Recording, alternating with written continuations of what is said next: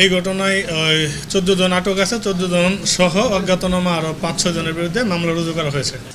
আজকে বিকেল 2টা 30 ঘটিকার সময় 14 জন ব্যক্তি, তার মধ্যে একজন হলো যে আমাদের কলাবাগান থানা শাখা বৈষম্য বিরোধী ছাত্র আন্দোলনের আহ্বায়ক সহ 14 জন কলাবাগান থানাধীন আপনার রাসেল স্কোয়ারে একটা বিল্ডিং আছে, যে শেখ কবির নামক ব্যক্তির ব্যবসায়িক প্রতিষ্ঠান, ওই প্রতিষ্ঠানে যে চাঁদা দাবি করে এবং হামলা ও ভাঙচুর করে। আমাদেরকে 999-এ আমরা ফোন পেয়ে আমরা যাই, ওই দিক থেকে সেনাবাহিনীও আসে। এসে ওই বাদীর অভিযোগ হলো তাদের 4টা ডেস্কটপ, 3 লক্ষ টাকা আর কিছু চেয়ার টেবিল ভাঙচুর করে ওগুলো নিয়ে যায়।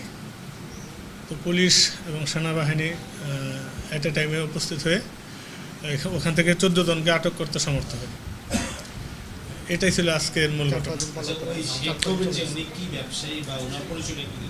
আচ্ছা, শেখ কবির হলো এটা হলো ওনার কনস্ট্রাকশন ফার্ম। না, আলিকো না, এটার নাম হলো কাবিকো লিমিটেড।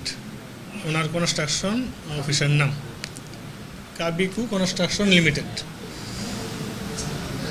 আটককৃত শিক্ষার্থীদের সমন্বয়কদের কাছ থেকে তাদের কোনো কথা শুনেছেন কিনা, যে তারা সেখানে কেন হয়েছে?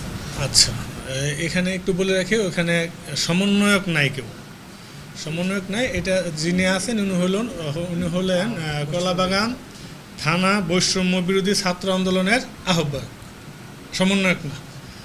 তো ওনাদের সাথে কথা হয়েছে, ওনারা ওখানে ওই তাদের বক্তব্য হলো তারা ওখানে আওয়ামী লীগের অফিস চলতেছে এরকম একটা মেসেজ পেয়ে তারা গেছে।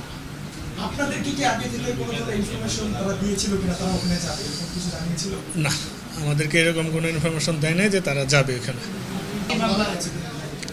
এটা হলো আপনার আইন শৃঙ্খলা বিঘ্নকারী অপরাধ দ্রুত বিচার আইনে এই মামলাটা রেকর্ড করা হয়েছে।